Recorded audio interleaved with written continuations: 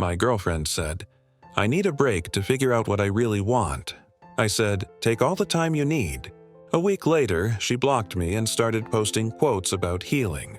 While staying at her ex's place, I stayed silent. 2 months later, she unblocked me just in time to see my photos, holding hands with someone else on the streets of Paris. Her messages started flooding in the moment she realized who it was. The end came on a Tuesday night, not with a bang, but with the quiet, condescending click of a closing door. My girlfriend of 3 years, Jennifer, sat me down on the couch and gave me the speech. I could tell she'd been rehearsing it in her car on the way home from work. She had that same look of intense manufactured sincerity she got when she was about to return a gift I'd bought her. "I just feel like I'm in a weird place right now," she started, her voice soft and patronizing. "I need a break. Just some time to myself to figure out what I really want." I didn't say anything. I just watched her. For months, I'd felt a growing distance between us. A kind of structural rot that you can't see but you can feel in the floorboards. The late-night texts she'd hide, the sudden weekend plans with friends I'd never met. The way she'd talk about her ex, Alex, with a nostalgic fondness that was starting to sound a lot like a current event. She kept talking, hitting all the classic lines. She felt lost. She needed to find herself. She wasn't sure if she was ready for the next step. It was a beautifully crafted, completely hollow performance designed to put me on the back burner without officially turning off the stove. She wanted a hall pass, not a breakup. When she was done, I asked the only question that mattered. "What does a break look like, Jennifer?" "It just means we're not together for a little while," she said, her voice dripping with faux maturity. "We're free to see other people if we want, but we're not over. We're just on pause." There it was, the confirmation. She had him lined up, her ex, Alex. This whole speech was just the logistical prelude to her rekindling that old flame while keeping me in her back pocket as a safety net. She wasn't ending a relationship. She was securing a backup plan. Most guys, I think, would have gotten angry.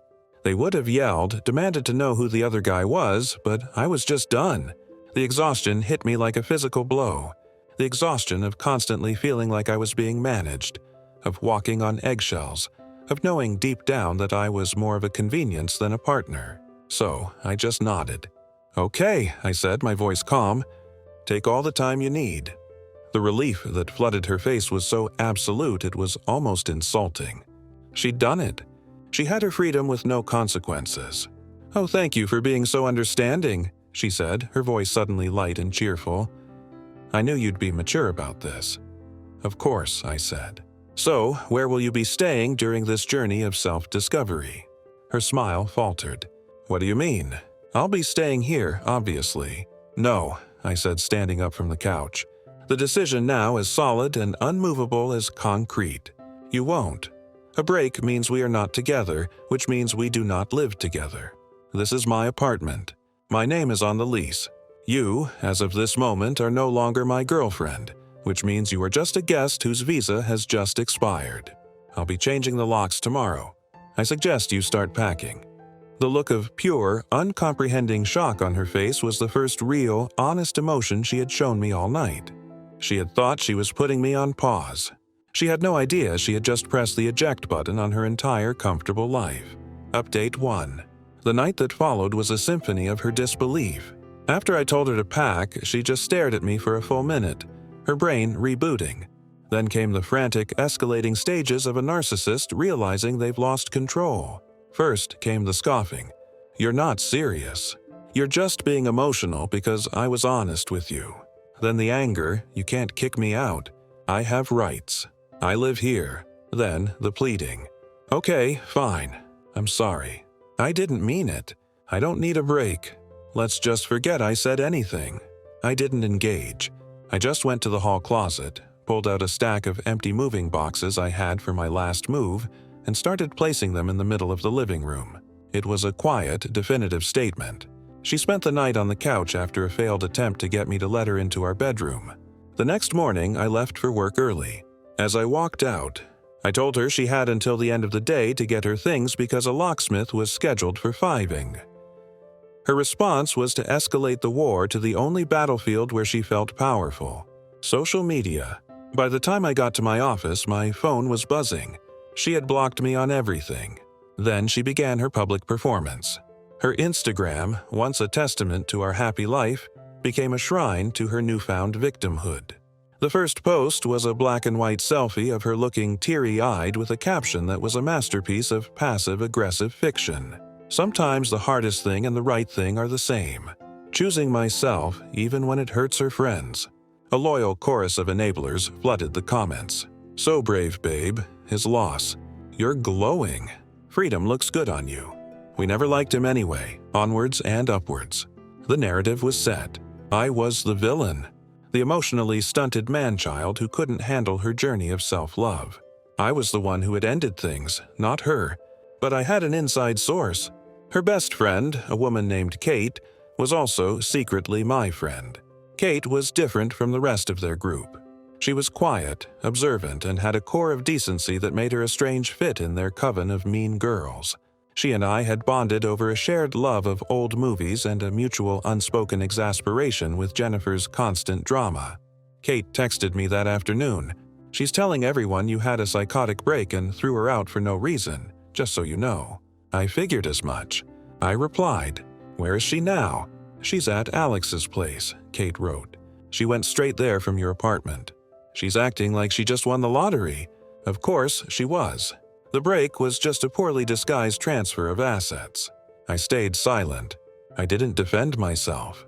I didn't reach out to mutual friends to tell my side of the story. I just let her build her narrative, knowing that the higher she built her tower of lies, the more satisfying it would be to watch it fall. While she was playing the part of the tragic heroine online, I was quietly and methodically erasing her from my life. I packed the rest of her belongings, every last trinket and piece of clothing, and put them in a storage unit I rented in her name. I sent her the key and the bill in the mail. I canceled her supplementary credit card. I changed my number. And then, about a month into her grand performance of healing, an opportunity landed in my lap. A major project my construction company was managing in Paris had hit a series of critical failures. The lead project manager had quit, and they needed someone to go over, take control, and save the entire multi-million-dollar venture from collapsing. It was a 3-month high-pressure assignment. My boss offered it to me as a challenge. I saw it as an escape, a new city, a new problem to solve, a clean break from the wreckage of my old life. I said yes immediately. But I had an idea, a quiet, wicked little idea that began to form in the back of my mind. Kate had been talking for years about wanting to take a trip to Paris. She was an art history major in college, and it was her dream to see the Louvre, the Musée d'Orsay, all of it. But she'd never had the money or the time. I called her. I told her about the assignment. I told her my company was putting me up in a large 2-bedroom apartment in the heart of the city. I told her the second bedroom was empty. And I told her that if she could find a way to get to Paris, she had a place to stay for as long as she wanted. There was a long silence on the other end of the line. I could hear the gears turning in her head. "What about Jennifer?" she finally asked, her voice barely a whisper. "This has nothing to do with Jennifer," I said, which was only a half lie. "This is about you and a dream you've had for years.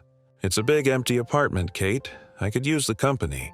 She told me she would think about it. The next day, she called me back. Her voice was full of a newfound nervous excitement. "I bought a plane ticket," she said. And just like that, without even trying, I had poached the star witness of Jennifer's little passion play. The game had just gotten a whole lot more interesting. Update 2. The 2 months I spent in Paris with Kate were like waking up from a long, feverish dream. Away from the constant low-grade hum of Jennifer's drama, I felt like myself for the first time in years. The work was brutal, but it was honest. I was fixing something real, something tangible, a problem I could solve with logic and hard work. And Kate, she was a revelation. We were 2 survivors of the same emotional shipwreck. And in the quiet streets of a foreign city, we found a lifeboat. We spent our weekends wandering through museums, getting lost in the winding streets of Montmartre, and talking for hours in small, crowded bistro. She told me everything. She told me how exhausting it was being Jennifer's best friend, a role that was less about friendship and more about being an unpaid assistant, a therapist, and a perpetual audience member. She told me Jennifer had been seeing her ex, Alex, for months before our breakup. and that the break was a carefully orchestrated plan to transition from my financial support to his without a single day of being on her own. She told me Jennifer had been mocking me to their friends for years, calling me her starter boyfriend, her safe but boring option. In return, I told her about the quiet, creeping loneliness of my relationship with Jennifer. The feeling of being a provider, but not a partner. We weren't just two people falling in love. We were two co-conspirators, finally comparing notes and realizing the true extent of the deception we had both been subjected to. We fell in love slowly and then, all at once. It wasn't a rebound. It was a recognition. It was finding a person who spoke the same language, who valued the same things, who saw the world not as a stage but as a project to be built together. As our time in Paris was drawing to a close, with the project back on track and our return date looming, I knew it was time. Jennifer, according to the occasional screenshot Kate would still get from her other friends, was not having the glamorous, liberated life she had planned.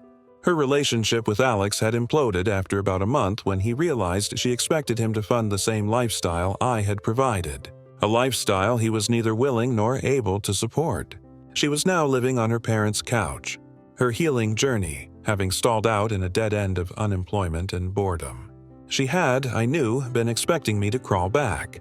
In her mind, her break was a test of my devotion, and she was just waiting for me to fail it by begging for her return. Her silence on my social media was to her a sign that I was heartbroken and waiting. It was time to give her a sign. I reactivated my long-dormant Instagram account. I posted a single photograph. It was a picture I had taken just a few days before. A candid shot of me and Kate holding hands and laughing as we crossed the Pont d'Ir, the famous Lovelock Bridge. The late afternoon sun was catching the golden stone of the buildings behind us.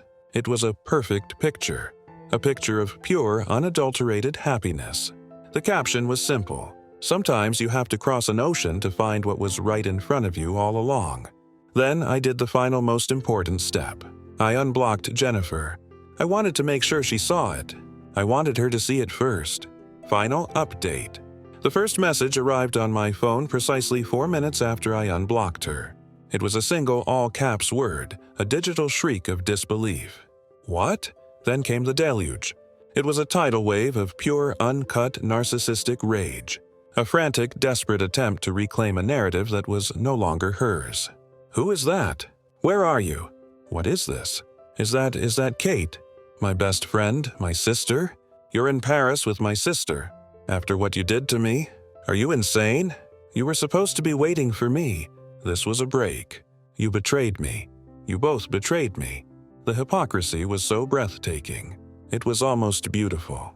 She, the woman who had left me to be with her ex, was accusing me of betrayal. She, the woman who had treated her supposed best friend like a glorified servant, was now invoking the sacred bonds of friendship. She tried to turn everyone against us. She called her parents screaming that I had groomed and stolen their other daughter, that Kate was a backstabbing traitor. But it didn't work. Kate had already called them. She had told them everything. She had told them about Jennifer's affair, about her lies, about the years of emotional abuse she had endured as Jennifer's best friend. For the first time, her parents were hearing the unvarnished truth. Not from me, but from their own daughter, and they were horrified. Jennifer's last-ditch effort was to try and destroy my career. She sent a long, rambling email to my company's HR department, a work of pure fiction that painted me as an unstable predator who had used a company trip to lure a vulnerable young woman to Paris. But I was prepared. I had already given my boss a full professional debriefing of the situation before I even left for Paris. He knew I was on a break. He knew the nature of my relationship with Jennifer. And more importantly, he knew that the Paris project, which had been on the verge of catastrophic failure, was now ahead of schedule and under budget. A massive career-defining success for me. He forwarded her email to our legal department, who sent her a polite but terrifying cease and desist letter. In the end, she had nothing. She had played her hand, and she had lost in the most spectacular way possible. She had taken a break to find what she really wanted. And in the process, she had lost everything. Her boyfriend, her best friend, the respect of her parents, and her entire social circle. It's been a year now.